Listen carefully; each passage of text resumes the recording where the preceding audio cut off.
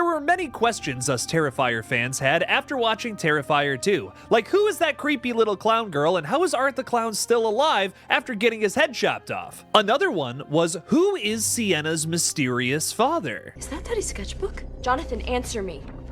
You know how long we've been looking for this. Now, after meeting the Shaw Patriarch in Terrifier 3, we finally have some answers. Like, for instance, he's Michael Emerson from The Lost Boys. The point being, Terrifier 2 left some mysterious breadcrumbs for the sequel to deal with. Now, not only did Terrifier 3 answer some of those questions, it also posed some new ones that I think the fourth film will try to answer. I think Terrifier 3 may have even given us a hint as to how Terrifier 4 is going to end. Now let's get into this spooky little Art the Clown theory.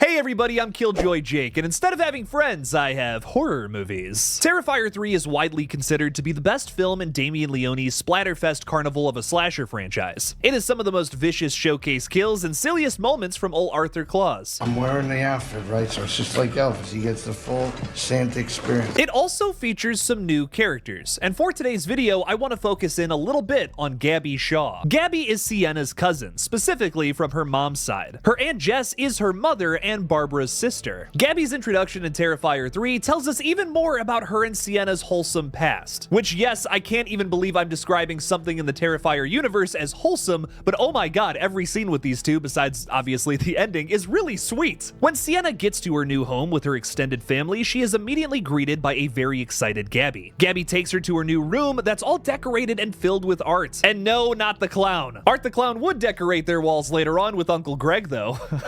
Really puts you in the Christmas spirit. Who's going to see this movie for the re-release on Christmas Eve or Christmas with their families, by the way? Please leave me something about it in the comments below. That cracks me up. The art in question here is specifically a large mural of a tree. This makes me think there could be some kind of significance here with Sienna's family tree. After all, her father is a big part of this third film. We'll talk more about Sienna's family in a future video. I do think it's strange that Victoria would say later on in this film that it's no wonder that they picked you, meaning there's something significant about Sienna. Maybe we just don't know what that is yet. Could be in that pesky diary that Gabby read, though. Getting back on track here, Gabby mentions in her Christmas card to Sienna that she's her sister from another mister, once again putting a focus on the father character who shows up a little later in the film, as well as a final crucial line in that card, which today's theory is going to be all about. In postscript, which is what PS stands for, not plus more like I've thought for many years now, Gabby writes, "We never made it to the moon." There's a drawing of a rocket ship there too, which they apparently built out of cardboard at some point in the past. Man, Gabby, I just don't think cardboard is going to save you from the vacuum of space. Jeez, these characters are so dumb. Gabby better not be looking for an internship at NASA, that's all I'm saying. Seriously though, this might be some subtle foreshadowing for what's to come in the events of Terrifier 4. As we know from Terrifier 3, that film left us on a horrendous cliffhanger where Gabby gets sucked into a clown cafe portal that likely leads to hell. Based on the demon we saw earlier welding Sienna's angel armor, I think there are multiple clues from the third film leading us to the netherworld. Gabby also takes Sienna's sword down to hell with her, meaning the only hope for our heroes at this point is to save Gabby. Did I say heroes? I guess I should just say Sienna because I think everyone else died in this movie. Fingers crossed we get Jonathan back in part 4 though. Maybe Sienna's plan to rescue Gabby from the entity or the devil is to build some sort of rocket ship to escape hell. Now, like we just talked about, a cardboard rocket ship isn't gonna do much for you in the vacuum of space,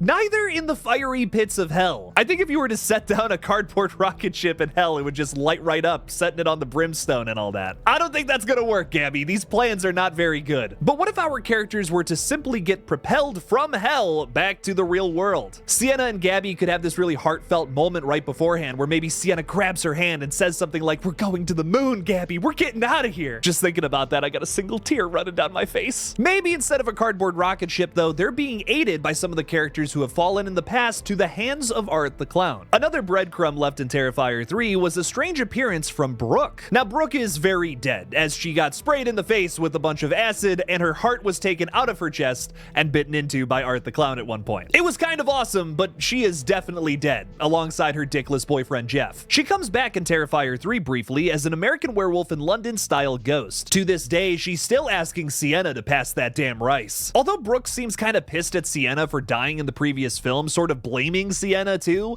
do we think that all all of the ghosts would feel this way about her? Just like how Victoria said, what if these ghosts were to find out that Sienna is this chosen one, prophesized to take down this entity? If I were Tara or Dawn from the first movie, I would want to help this chick out. Art the Clown cut her life short and cut into other things as well. I think if these ghosts, maybe trapped in hell, found out that Sienna was their best shot at stopping this demonic mime, they would do anything to help her, like use some soul power or some bullshit to help her get out of hell with her cousin and with the sword. I'm not sure how they're going to do a scene quite like this unless they use some kind of crazy CGI, VFX, whatever, but I think they'll definitely end the next film with our characters ascending as opposed to the descending finale of the third film. At the end of Terrifier 3, Art the Clown gets away, Uncle Greg and Aunt Jess are dead, and Gabby gets sucked into freaking hell, man. Where Terrifier 2's ending feels so triumphant like the good guys won, Terrifier 3 feels almost like the opposite. Despite that super victorious moment that Sienna has chopping off Victoria's head, that's kind of the end of the triumph there. Terrifier 4 will likely show us some sort of upswing for Sienna after all of the awful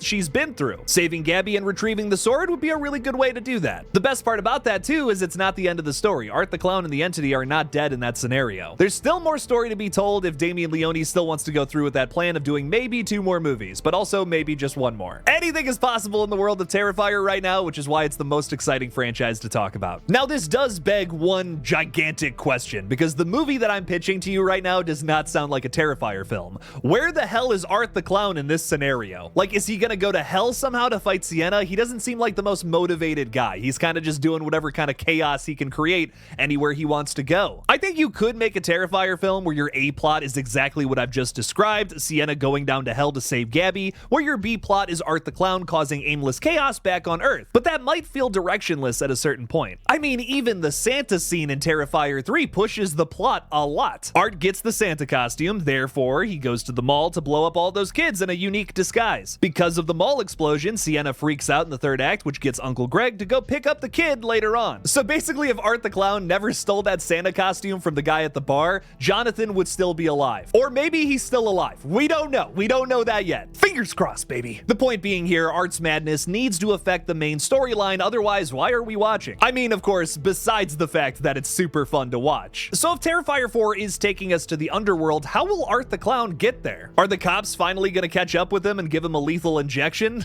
God, that would be the most disappointing ending for this character ever. He's a murderous cartoon character who you can't even kill by chopping his head off. Will a lethal injection even work on Art the Clown? This is maybe bringing up more questions than answers, I think. I guess we'll just have to see when that 4th film drops. Hey everybody, before we wrap up today's video, I want to remind y'all that the merch store is up and running again. We have some killer new designs and updated items from the past. Definitely go check it out. Also, please make sure to subscribe to KillJoy Jake Retro, where I'll be making videos on previous scary films from horrors past. Go subscribe. We're almost at 500 subscribers over there. That would be so cool. So what do you guys think is going on with this cardboard rocket ship? There has to be some sort of significance to that scene, otherwise why put it in there? Let me know what all of you think in the comments below. Thank you all again for watching. Please make sure to subscribe to this page, and as always, don't forget to kill it out there, y'all.